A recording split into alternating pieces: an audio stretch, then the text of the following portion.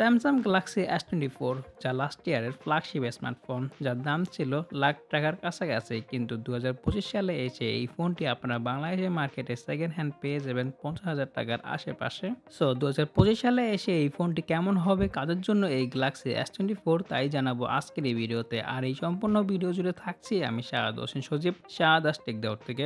আমাদের মাঝে এই ডিভাইসটি পাঠিয়েছে ডিসেন্ট সিরিজি, তাদের থেকে অনলি ডিভাইস এই ফোনটি পেয়ে যাবেন 52,000 টাকাতে, আর বক্স এই ফোনটি আপনারা পেয়ে যাবেন 55,000 টাকাতে, আর 256 GB ভেরিয়েন্ট। ডিজাইন সিটিজির কন্ট্যাক্ট ডিটেলস থাকতেছে ভিডিও ডিসক্রিপশনে। প্রথমেই কথা বলা যাক এই ফোনটির ডিজাইন নিয়ে। ডিজাইনের দিক দিয়ে গ্যালাক্সি S24 গ্যালাক্সি S23 মতনই দেখায়, কিন্তু এই ফোনটি হাতে নিলে খুবই প্রিমিয়াম একটা ফিল চলে আসে। এই ফোনটি সামনে পিছনে ব্যবহার করা হয়েছে গোরিলা গ্লাস ভিক্টাস 2, আর থাকছে অ্যালুমিনিয়াম ফ্রেম। আর এই ফোনটি হলো খুবই লাইট ওয়েট, যার ওজন হলো 168 গ্রাম। আর যারা আমার মতন ছোট ফোন পছন্দ করেন তাদের কাছে এই ফোনটি খুবই ভালো লাগবে। এই ফোনটিকে আপনারা ইজিলি এক হাতের ভিতরে ইউজ করতে পারবেন। ফোনটিতে ডিসপ্লে হিসেবে থাকছে 6.2 ইঞ্চি ডাইনামিক অ্যামোলেড 2x প্যানেল, যেখানে থাকছে LTPO 120 hertz refresh rate, HDR10+ support. আর এই ফোনটির পিক ব্রাইটনেস হলো 2600 নিটস। আর আউটডোরে ইউজ করার ক্ষেত্রে আমরা কোনো ধরনের প্যারা খাইনি এই ফোনটি থেকে। তাছাড়া আরও থাকছে অলওয়েজ অন ডিসপ্লে, এবং কি স্টুডিও স্পিকারটাও খুবই লাউড ছিল।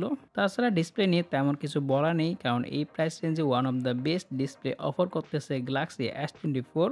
সিকিউরিটি হিসেবে থাকছে এই ফোনটিতে আল্ট্রাসনিক ফিঙ্গারপ্রিন্ট স্ক্যানার এবং কি ফেস আনলক। আমার হাতে এই ফোনটি হলো এক্সিনো ভেরিয়েন্ট। তাছাড়া এই ফোনটিতে আপনারা পেয়ে যাবেন স্ন্যাপড্রাগন ভেরিয়েন্ট। আপনারা স্ন্যাপড্রাগন ভেরিয়েন্টটি নেওয়ার ট্রাই করবেন। পারফরমেন্সের দিক দিয়ে এই ফোনটিতে ব্যবহার করা হয়েছে এক্সিনো 2400 SoC, যা হলো একটি 4 ন্যানোমিটার প্রসেসর, আর থাকছে 8GB র্যাম, আর UFS 4.0 থাকছে। পারফরমেন্সের দিক দিয়ে 1 বছর হওয়া সত্ত্বেও এই ফোনে থেকে আমরা খুবই ভালো একটি পারফরমেন্স পাচ্ছিলাম। সব ধরনের অ্যাপ ওপেনিং এবং ক্লোজিং স্পিড খুবই ভালো ছিল, আর মাল্টিটাস্কিংও ছিল খুবই ভালো। আমরা একসাথে অনেকগুলো অ্যাপ ব্যাকগ্রাউন্ডে ইউজ করে দেখেছি, কোনো প্রকারের ল্যাগ বা ফ্রেম ড্রপের দেখা পাইনি আমরা। সফটওয়্যারের দিক দিয়ে এই ফোনটি এখনও রান করতেছে Android 14 উইথ One UI 6.1, আর খুব শীঘ্রই এই ফোনটিতে Android 15 উইথ One UI 7 এর আপডেট চলে আসবে। তাছাড়া এই ফোনটি থেকে আরও 6 বছর সিকিউরিটি বা সফটওয়্যার আপডেট পেয়ে যাব। তো যারা লং টাইম ধরে একটি ফোন ব্যবহার করতে যাচ্ছেন তাদের জন্য গ্যালাক্সি S24 খুবই ভালো একটি চয়েস হবে। গেমিং পারফরমেন্সের কথা বলতে গেলে আমরা এই ফোনটি দিয়ে পাবজি মোবাইল এবং কি কল অফ ডিউটি মোবাইল খেলেছিলাম। পাবজি মোবাইল আপনারা খেলতে পারবেন স্মুথ থেকে আলট্রা এক্সট্রিম, মানে আপনারা এই ফোনটি দিয়ে 120 FPS এ পাবজি মোবাইল খেলতে পারবেন। গেমিং এক্সপিরিয়েন্সের কথা বলতে গেলে খুবই ভালো একটি গেমিং এক্সপিরিয়েন্স ছিল আমাদের। ফোনটিতে কোনো প্রকার ল্যাগ বা ফ্রেম ড্রপের দেখা পাইনি আমরা, কিন্তু একটি সমস্যা পেলাম, তা হলো এই ফোনটিতে প্রচুর পরিমাণে হিটিং ইস্যু হচ্ছিল। এই ফোনটি হলো ছোট একটি ফ্ল্যাগশিপ স্মার্টফোন, আর এইসব ফোনে হিট ম্যানেজমেন্ট করা কিছুটা মুশকিল।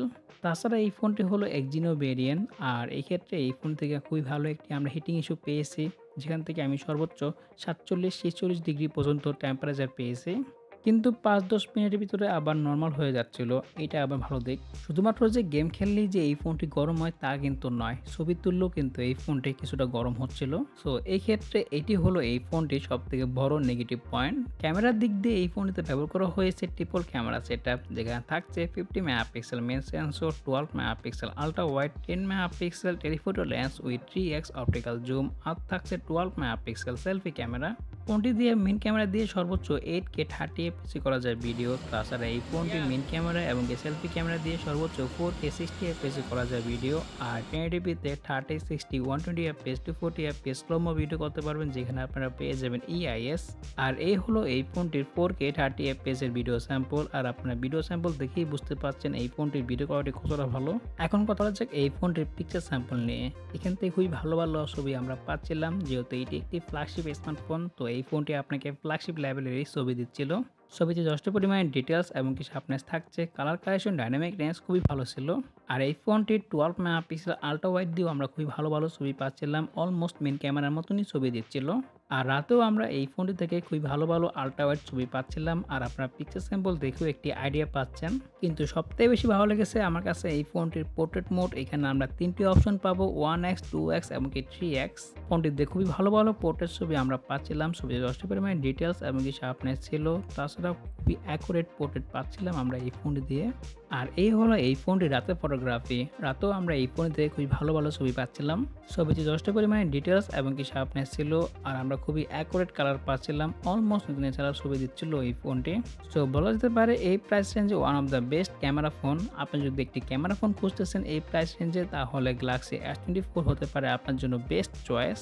ব্যাটারির দিক দিয়ে এই ফোনটিতে ব্যবহার করা হয়েছে 4000 mAh ব্যাটারি, যেখানে 25 ওয়াট ফাস্ট চার্জিং এবং কি 15 ওয়াট ওয়্যারলেস চার্জিং সাপোর্ট করে। ব্যাটারি ব্যাকআপের কথা বলতে গেলে আমরা এই ফোনটি থেকে 4 থেকে 5 ঘন্টার মতন স্ক্রিন অন টাইম পাচ্ছিলাম। সো কাদের জন্য এই গ্যালাক্সি S24? যারা এই প্রাইস রেঞ্জে একটি কম্প্যাক্ট, পাওয়ারফুল এবং কি বেস্ট ক্যামেরা ফোন খুঁজতেছেন, তাদের জন্য গ্যালাক্সি S24 হতে পারে একটি বেস্ট চয়েস। কিন্তু এই ফোনটিতে প্রচুর পরিমাণে হিটিং ইস্যু আমরা পেয়েছি। যদিও এটা হলো এক্সিনো ভেরিয়েন্ট, স্ন্যাপড্রাগন ভেরিয়েন্টটি হয়তো বা আর একটু ভালো হতে পারে। সো আপনার যদি নেওয়ার ইচ্ছাই থাকে, তাহলে আপনি এক্সিনো ভেরিয়েন্টটি নিয়েন না, আপনি স্ন্যাপড্রাগন ভেরিয়েন্টটি নিতে পারেন। কারণ এক্সিনো ভেরিয়েন্টে আমরা প্রচুর পরিমাণে হিটিং ইস্যু পেয়েছি এই ফোনটি থেকে। সো আজকের এই ভিডিওটি এই পর্যন্তই। পরবর্তী কোন ফোনের ভিডিও বা রিভিউ চান তা জানাতে পারেন কমেন্টে। আর আজকের জন্য বিদায় নিচ্ছি। আমি শাহাদ হোসেন সজীব, শাহাদ টেক দাউদ থেকে। আল্লাহ হাফেজ।